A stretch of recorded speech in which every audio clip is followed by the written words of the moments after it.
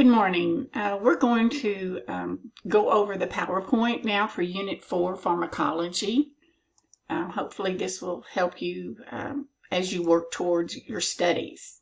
Unit 4 starts with Chapter 6, Anti-Inflammatory Drugs. You need to know what inflammation is, and it's a normal reaction of tissues and blood vessels in response to an injury. So when you get hurt, then you're going to have inflammation. The stages, you need to know the stages of inflammation, stage 1, 2, and 3, and what happens during each one. When you have inflammation, you have redness, heat, swelling, pain. Sometimes you get infection if you've had a cut or whatever. But you need to understand all of that. The signs of inflammation are leakage of blood plasma into the tissues at the harm site. And it causes all of that warmth and redness, etc., that we need to watch for. There are 5 main categories of anti-inflammatory drugs. You need to know those. That's probably in your homework. Corticosteroids, NSAIDs, which is non-steroidal anti-inflammatory drugs. We just call them NSAIDs. Antihistamines, leukotriene inhibitors, and DMARDs. Corticosteroids is our first category, and it's available in all routes, orally, parenterally, inhalation, injected into the joints, rectally, and in eye drops. Systemic steroids may have many side effects and are usually only given for a short period of time. So you need to remember that steroids are dangerous med. We give them a lot nowadays, but they have many side effects. And the physician will order how he wants them given. And normally if it's oral steroids, they are taken, you ramp them up, and then you wean them off, so you don't start and stop steroids rapidly. Very important to know about steroids. They decrease the production of the chemical mediators that trigger inflammation, including white blood cells. So when you have an infection, your white blood cells are going to be up. And that's the lab value that the doctor will usually note as to why he thinks there's an infection going on, because your WBCs are going to be up.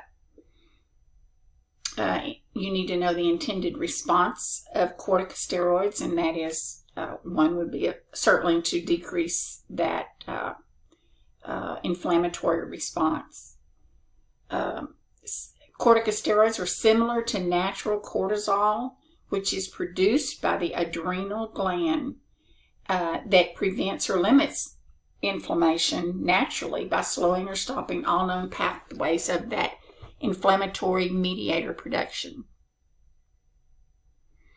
I told you there's many side effects and adverse effects, so they're utilized usually for short term, but you can take long-term steroids, and many people, especially those with arthritis, take long-term low-dose steroids. This is the most powerful of all drugs used for inflammation. Here are an example of the steroids, Decadron, prednisolone, Solumedrol. Those are some of the most frequently given. I'll let you read the side effects, the adverse effects. Of course, one of the big ones is elevated blood glucose. So diabetics have to be very careful. They can cause bleeding, especially then those people who have peptic ulcers. They can cause sodium and other imbalances, and they can suppress the immune system. And patients can get what we call Cushingoid syndrome. And you need to know that. That's in your textbook. And it's someone who has a bruising or a moon face, a round face, enlarged abdomen and shoulders. You need to be able to recognize if someone is experiencing Cushing syndromes. Now, steroids themselves will cause a patient to have what they call a moon face, kind of a round, swollen looking face. You cannot abruptly withdraw. I said you had to wean them off, because that can result in a lack of your adrenal gland functioning, and due to your body getting used to those doses. So as you can see, steroids are very, very important. Here's the adverse effects. And the effects of systemic corticosteroids. Of course, you want to have the reduction in the pain. Common side effects you need to know. Taking the medicine more than a week can cause sodium imbalances, high blood pressure, nervousness, insomnia. Certainly the nervousness I've seen. It also causes people to want to eat a lot more, so weight gain. They're very, usually if they're on them long term, they're very, what am I trying to say, temperamental, or they cry easily, that sort of thing. And any side effect that occurs usually returns to normal. And so patients may say, you know, am I ever going to look normal again? Am I ever going to feel normal again? Usually once you get off of them, you do. So it's your responsibility to watch their blood pressure, especially if they're diabetics or older. Watch for signs and symptoms of infection and bleeding. Is their white blood cells going down? Is the purulent drainage getting better? Is the redness better, etc.? You need to watch their weight, their blood pressure, taper the dose as the doctor orders, take food to avoid the nausea, take in the morning because that's when it's most effective. Certainly rinse their mouth after they've used steroids to avoid thrush. And that also is, you've learned or will learn, asthma patients that take the breathing treatments that have steroids in them, you have to watch for thrush. Topically, if you're going to put it on a wound or something, you only put a really thin layer, and that helps reduce systemic absorption and avoid the thinning of their skin. So I've had a patient that was on long-term steroid use for asthma, and her skin was literally peeling off all over her body because it thins the skin so much. And never stop the drug unless your doctor told you to. Okay, non-steroidal, which we said are called NSAIDs. They're classified as COX-1 and COX-2. I'm going to let you read these yourself, but you need to know them. So aspirin is considered a COX-1, and you need to know what all the side effects. This is in red, so this means you need to know this. Well, you need to know it all, but you need to especially pay attention to this slide. COX-2, a common one, is Celebrex and Mobic, but Celebrex you need to watch for sulfa allergies because it can hurt that. Of course, we take it with food to reduce GI symptoms. And COX-2 have fewer side effects and no platelet reduction, because with aspirin, you know, it can cause bleeding. But COX-2, there is less side effects as far as the bleeding. Make sure you look at the notes in the PowerPoint, and they have other information. Your responsibilities with Toradol, that is the medicine you will give. This is the only one that can be given just IV or IM. It cannot be taken orally.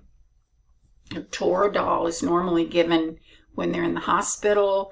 If they're having pain, after surgery, you'll give Toradol, and normally, instead of going straight to an opioid or something, the physicians will try Toradol, but it can only be given IV or IM.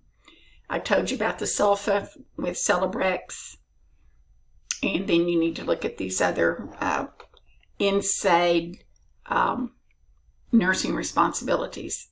Children, you know, are not to take aspirin because of Rye syndrome and other problems that they have found. Okay, antihistamines is our third category.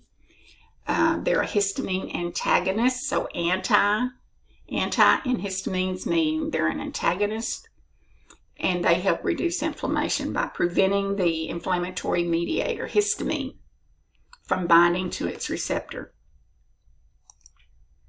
H1 receptor antagonists are located in the smooth muscle of blood vessels and respiratory tract. Thus is the reason you have mucus and blood pressure issues, because they work on the H1 receptors, and those are in the blood vessels and respiratory tract. And they bind, causing swelling or dilation. They cause blood pressure to drop, poor heart contractions, narrowing airways, etc. when histamine binds. So antihistamine is going to then what? It's going to decrease all of that, open the airways, reduce the itching, reduce the mucus. So you give them this antihistamine when they're having all of these issues. So the first generation of antihistamines are Benadryl, Dimetapp, chlorotrimazole. You know, you give those with, mostly I've heard with children, Dimetapp. Second generation now on the market are Zyrtec, Claritin, Allegra, that sort of thing. And the second generation does not cause so much drowsiness as that Benadryl. And, you know, Benadryl is very, very commonly given as an antihistamine. Let's say you have a bee sting or something, you'll hear people say you need to take a dose of Benadryl.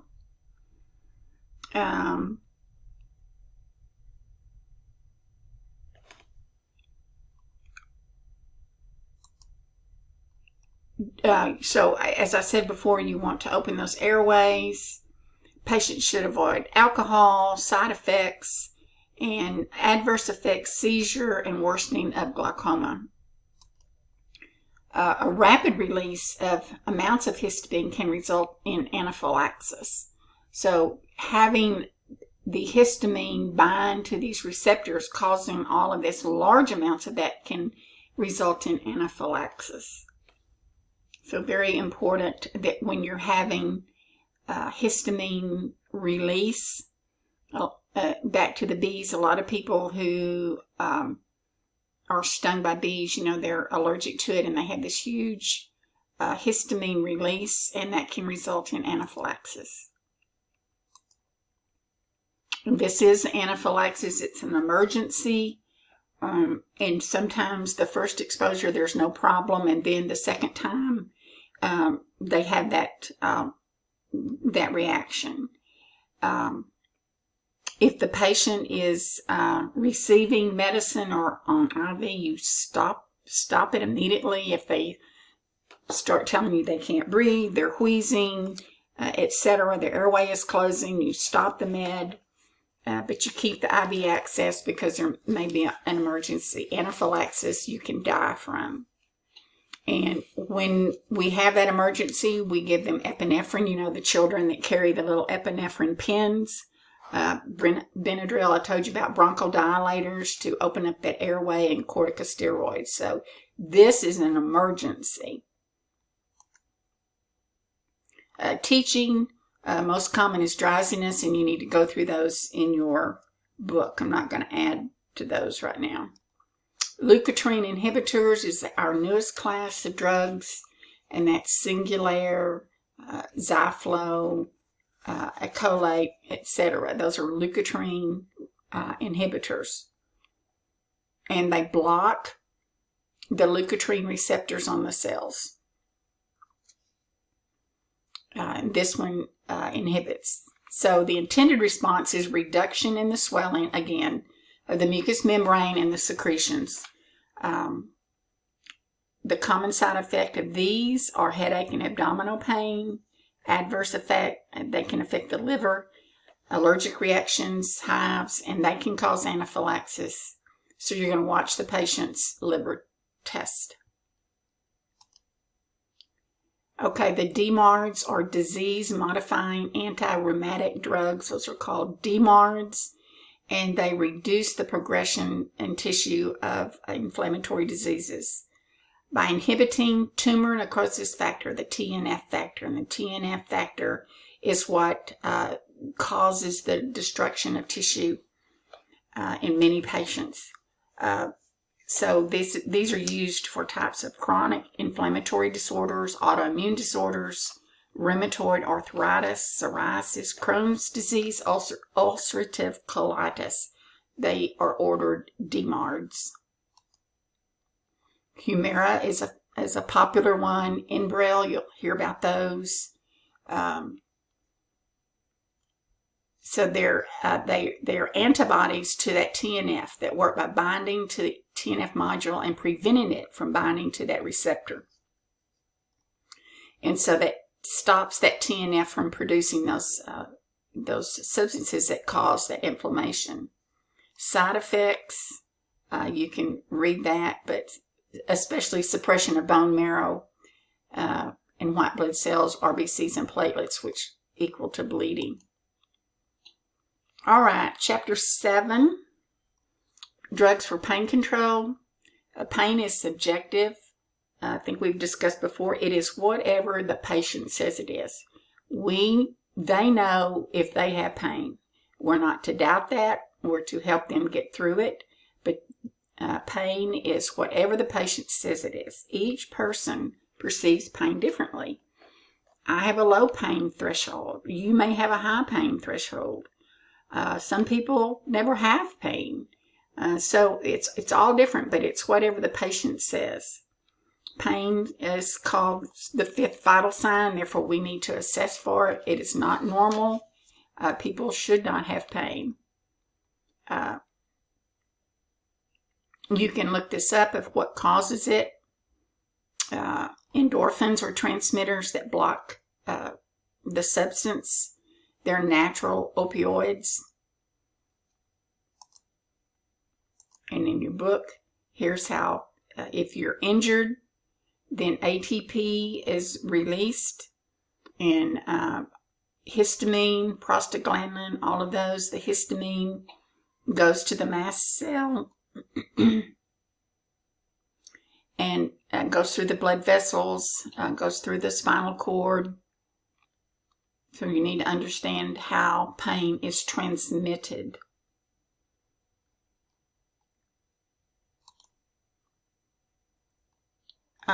Chronic pain and acute pain are two different things. Acute is sudden. You know what happened. It's very limited and it gets better over time. So like if you sprained your ankle or whatever. Chronic pain is pain that has lasted at least 6 months. May not know what's causing it. Does not trigger physiological changes, but you're hurting. It persists over time, and that is lupus, osteoarthritis, and many, many other causes of long-term chronic pain. Pain tolerance, pain threshold, and intensity. You need to know that. Pain tolerance, how much the patient can stand, and I don't have any tolerance for pain. You may or may not. Pain threshold, the smallest amount of tissue damage can make a person aware of having pain. So you may not know, your threshold may be longer. It may take more damage to cause the pain. The intensity is how strong it is, and that's how we rate through our pain scales.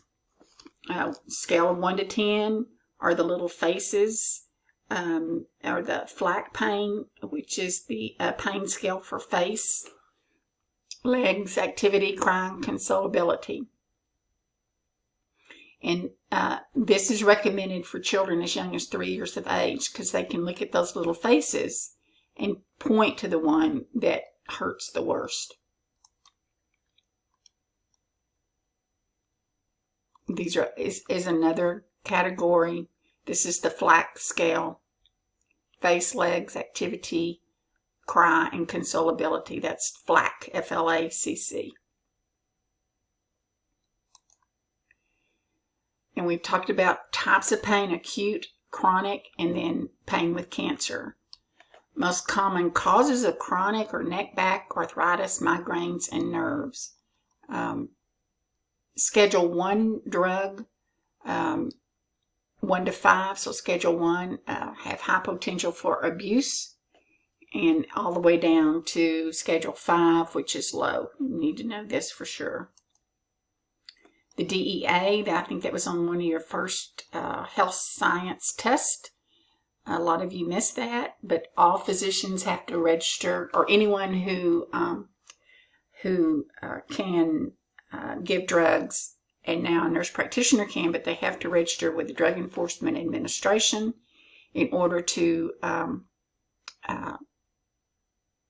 prescribe these meds, and because of the scale. So you need to know Schedule 1 through 5, and that's in your textbook. An analgesic is a drug of any class that can control pain. That's considered an analgesic. Opioids, narcotics, we all know about the opioid crisis. Codeine, morphine, Demerol, OxyContin. Morphine is considered the classic opioid, but you see Demerol, OxyContin, and they have an agonist and antagonist action.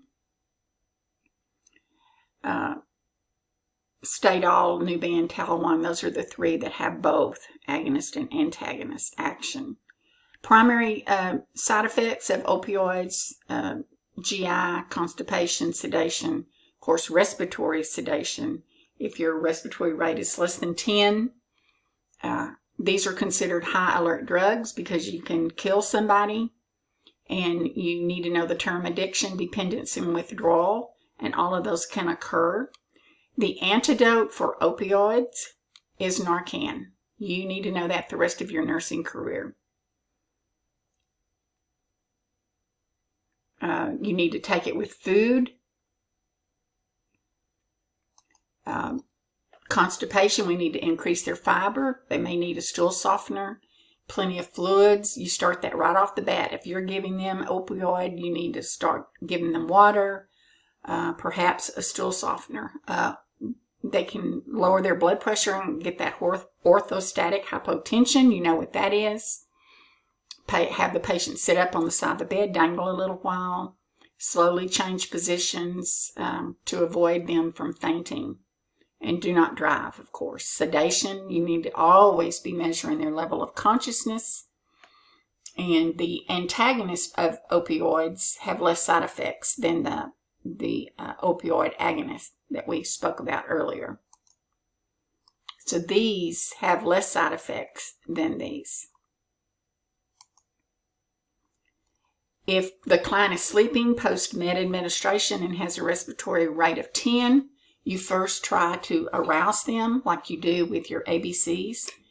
Are you okay? Are you okay?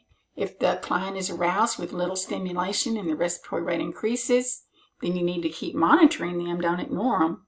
But if you cannot arouse them, then you've got a problem. And you more than likely you will be given Narcan, but that is up to the doctor. This is on Narcan. It reverses the effects of opioids. You do not take opioids with other sedating meds, or certainly not alcohol. You do not administer if their respirations are already less than 10. In other words, if you go in there to give them a second Demerol shot and their respirations are less than 10, you don't give them another one. You need to be monitoring them, and you need to start checking their O2 sat, trying to wake them up and be getting some help to see what's going on. If their SpO2 is less than 95 or 5% of their baseline, you need to be checking their O2 sat. If their capillary refill is taking longer than 3 seconds, you need to be watching that. So you notify, get some help in there, and get a hold of the doctor and prepare to give Narcan if he orders. I'll let you read the first of that, but so you need to know these terms: addiction, dependence, tolerance. Addiction is a psychological need or craving. Dependence occurs after using it for a long time and they start having physical changes. Tolerance is when the body adjusts to it, and so they need maybe more and more and more because their body is getting tolerant of it. And withdrawal is the autonomic nervous system symptoms when the long-term use has stopped and they start having withdrawal symptoms.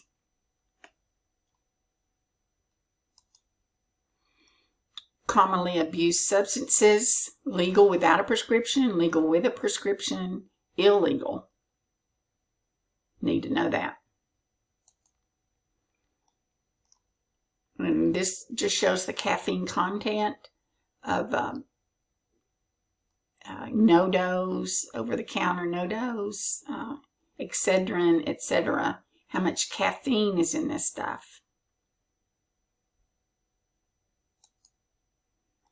Non-opioid pain control drugs, drugs that reduce a person's perception of pain but are not similar to opioid and have little potential for psychological or physical detention. So that's Tylenol, NSAIDs, antidepressants, anticonvulsants, and muscle relaxers.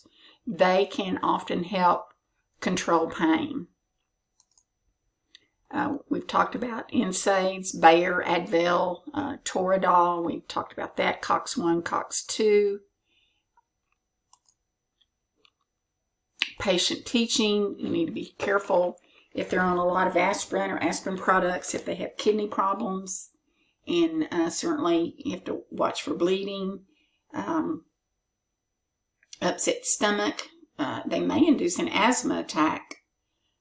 No aspirin at all for children. And what do you do about salicylate poisoning? It causes nausea, vomiting, confusion, and a big time ringing in the ears, and they can die from that. Rye syndrome usually show up after the child has started feeling better, and it starts with vomiting. A red flag if they start having that really bad vomiting, and they can get confused and have all kinds of problems. And please remember that Pepto-Bismol has aspirin in it, so you cannot give children Pepto-Bismol. Put that down for the rest of your life to know. Tylenol, we all know about Tylenol. It inhibits prostaglandins peripherally and in the hypothalamus in the base of the brain.